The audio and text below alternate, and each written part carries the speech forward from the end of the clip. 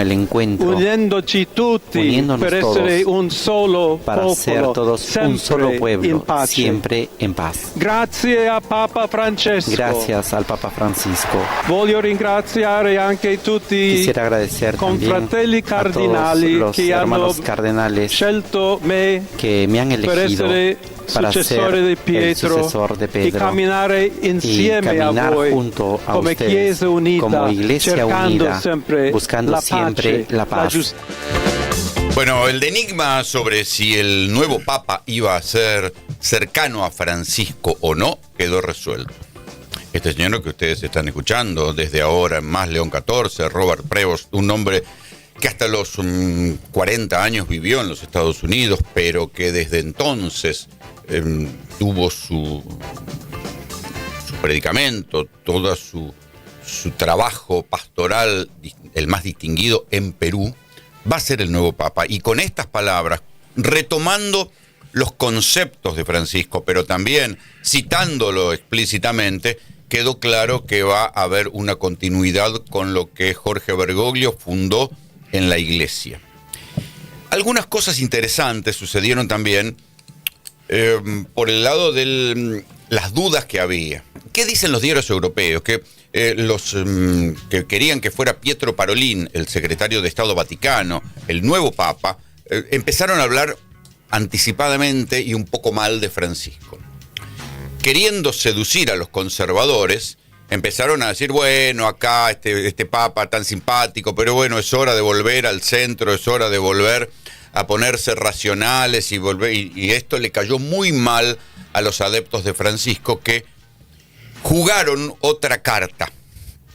Parece que venían en las votaciones, venían proponiendo un papa y de pronto salió otro y entonces ahí se votó, lograron los 2/3 de los votos del colegio de cardenales. ¿Sí? Entonces, ahora lo que queda es ver qué va a ser el nuevo papa, pero cuando uno rastrea, por un lado, que era un papa que el propio Francisco lo había puesto, lo había convertido en obispo en Chiclayo, que durante la crisis en Perú de los muertos, de Dina Boluarte matando de a 60 personas en una semana, cuando asume la iglesia, donde él era el 2 de la conferencia episcopal peruana, fue clave a la hora de negociar y de calmar las aguas. Desde ahí, desde Perú, ya con nacionalidad peruana, porque esto es lo importante, él no se reconoce americano, de hecho lo dice, él se reconoce peruano. Ahí tengo una cita por ahí, después la voy a buscar, de que él se reconoce peruano. Desde ahí va al Vaticano y es el que manejaba la designación de obispos. Exacto. Todos los sábados se juntaba 2 horas con el Papa Francisco. O sea, miren si no tenía una relación discipular cercana. O sea, es un hombre 20 años menor que el Papa Francisco, tiene 69, o sea, el Papa tenía 88, 18 años menor que el Papa Francisco. Tenía una relación discipular cercana. El Papa Francisco lo había detectado como alguien valioso, que tiene experiencia administrativa, porque bueno, administró una diócesis, pero administró las designaciones de obispos, se llama el dicasterio de los obispos, era el que estaba en la designación de los obispos, y al mismo tiempo tenía una relación directa con el Papa Francisco. O sea, esta idea, si el continuador de Francisco va a ser un francisquista, ya está revelada. Hasta el nombre es importante que se puso, porque uno de los grandes reformistas de la iglesia fue también León XIII, un tipo que abrió la iglesia dentro de los parámetros de aquel tiempo. En todo lo que vos señalaste antes, resumiste en parte también lo que escribí ayer en Newsweek, o mejor dicho, en un video y también para aquí, para nuestras plataformas. Yo me refería a la muñeca de Francisco que llegó estando muerto. La muñeca de Francisco jugó dentro del colegio cardenalicio, claramente jugó en la elección, pero también en el personaje que es elegido, porque la carrera de este hombre, bajo el paraguas de Francisco, es meteórica. Claro. Es impresionante. Recién decías, lo nombran obispo en 2015. Uh-huh. En 2023, septiembre, es cardenal. Y un año y pico después es papa. Hay pocos casos, ¿eh? Claro.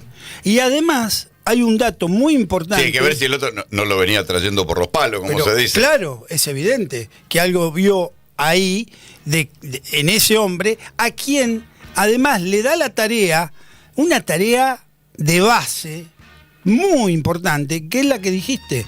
Era el tipo encargado de juntarse el Papa y acá vamos a poner acá vamos a poner el otro en los Claro. obispados. Era como el puntero. Pero claro. El puntero del Papa. Pero claro, vamos a significarlo de esa manera, a simplificarlo. Y después se tuvo toda la lectura, si era norteamericano o no era norteamericano. Frase de hoy que cita Washington Uranga, gran Sí. especialista en temas De eclesiásticos desde hace décadas. Toda la vida. Y él cita una frase que yo no leí en otro lado, que dice, Robert Prevost dijo, soy peruano, porque uno no es de donde nace, sino de donde entrega el alma. O sea, como para que quede claro. Bueno, además hay una cosa que yo no me he dado Tiene cuenta. documento peruano. Hay una cosa que me llamó la atención. Que, a ver, los papas tienden a ser también como un centro de unidad y tienen que tratar de que, diciendo lo que dicen, la mayor cantidad de gente se acerque, dentro de la iglesia y fuera de la iglesia.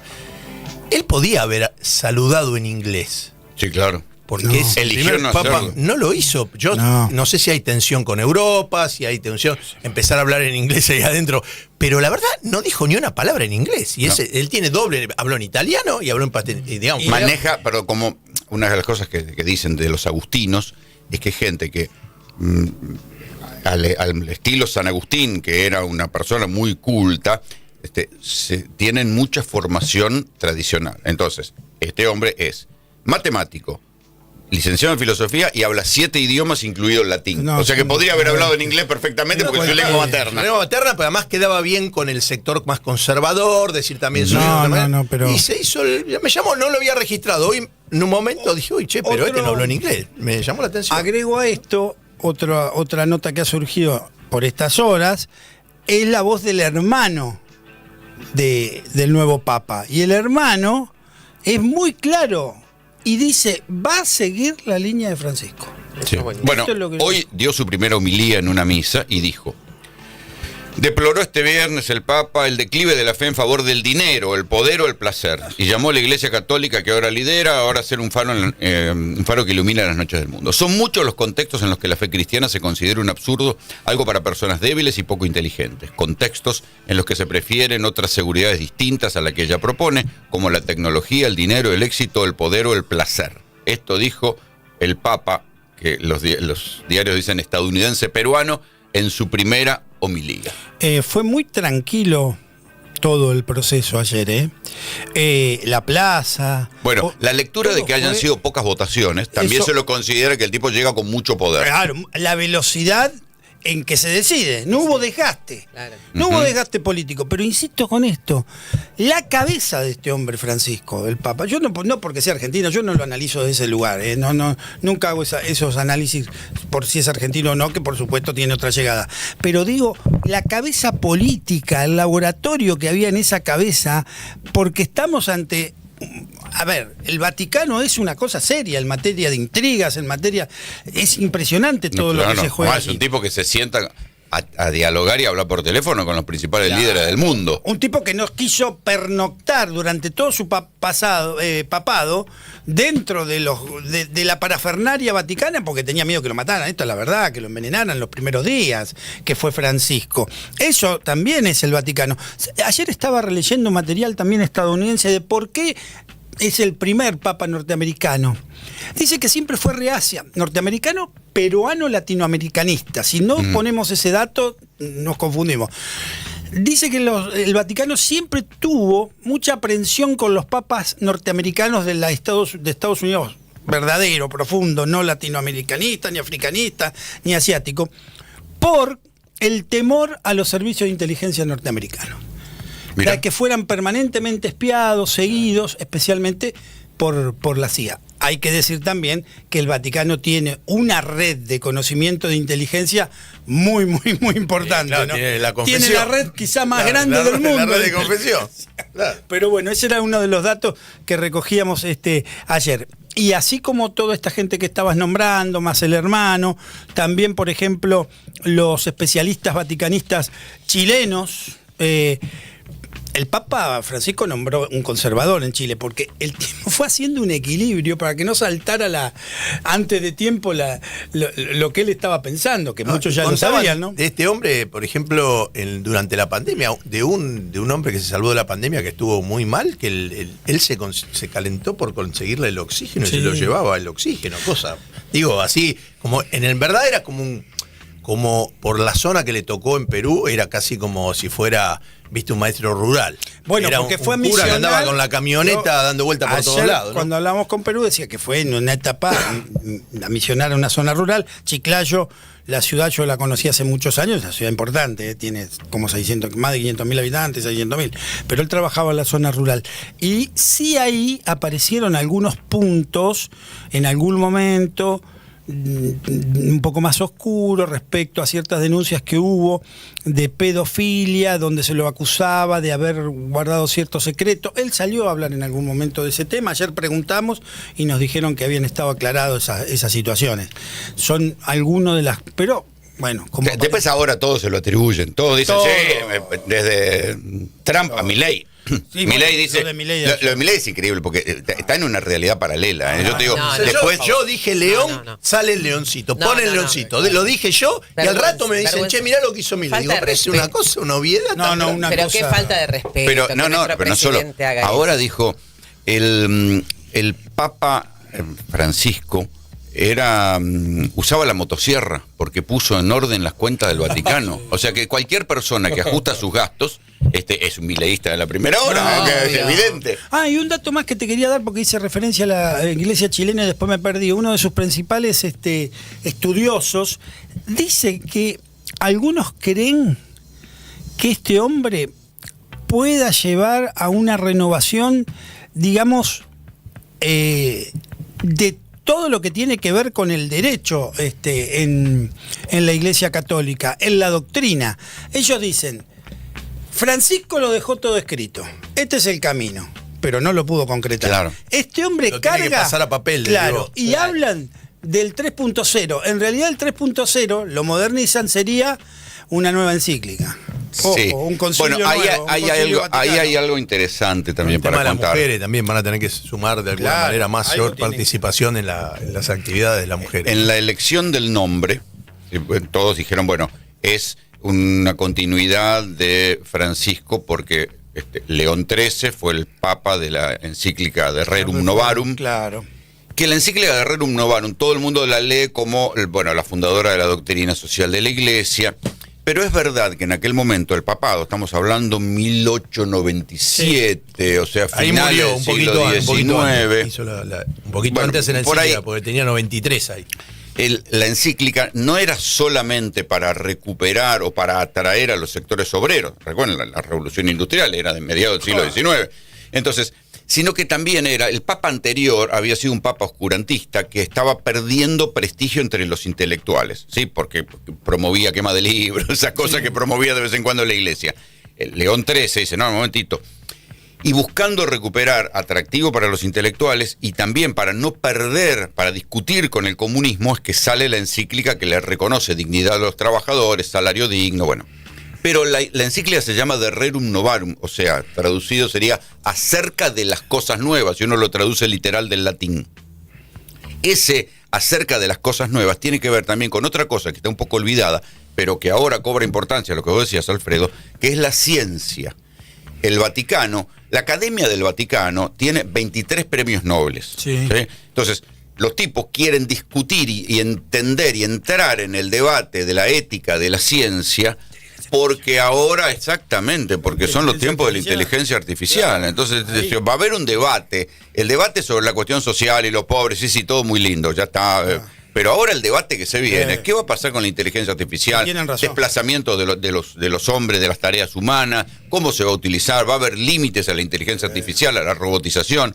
Y el papa antecesor, el León XIII, León XIV, también fue el primero que intentó reconciliar religión y ciencia. Por eso digo, hay interesante otras eso. cosas interesantes sobre las cuales la iglesia seguramente va a intervenir. Lo de la inteligencia artificial es clave, ya Francisco había hablado, y a otros niveles de la iglesia se venía hablando desde un planteo ético, desde un montón de cosas, pero también desde el planteo, como vos decís, la iglesia no es solamente su doctrina, no es solamente la moral, no es solamente la ética. Ahí hay tipo con una cabeza en materia Claro. científica. Yo estuve hablando, tomando café en el Vaticano con Marcelo Sánchez Sorondo, ¿no? Sí. Que fue durante mucho tiempo, incluso antes de que llegara Francisco, es un argentino obviamente, y fue el director de la Academia Vaticana.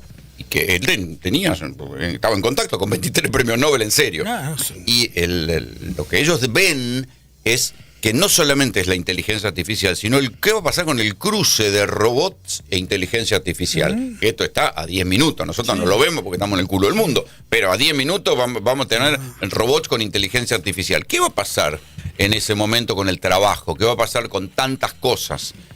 Bueno, ahí es donde ellos van a tener la Academia Vaticana para tener algún Claro, grado de porque además consulta. el tema del consumo y del dinero, porque los robots no usan dinero, entonces ¿qué no le vas a pagar al robot? Le tenés que pagar, ¿cómo lo haces para que le llegue plata Para a la gente? mantenerlo. No, esto Claro. va a generar nueva concentración de riqueza. Claro. Sí, Como pero todas las etapas de saltos tecnológicos fueron eso, concentración de riqueza. Las grandes fortunas surgen, Sí, tal como sí, las en conocemos, cambios tecnológicos, con alguno que en logra. la revolución industrial primero. La revolución. Otra en los 80s con el salto de la informática, en los 80-90. La revolución Y ahora capi- estamos frente a otra. Las revoluciones capitalistas son O eso, sea, y ¿no? que, digamos, eso... Y Claro, pero con cada vez agreguemos- menos participación del hombre desde el punto de Claro. vista de la mano de obra. Y Entonces yo- hay momentos que ya decís, che, Bueno, es que esto incluso tira abajo la discusión del siglo XIX era la plusvalía. Si bueno, le sacás Claro. al ser humano, o sea, los que tienen plata le utilizan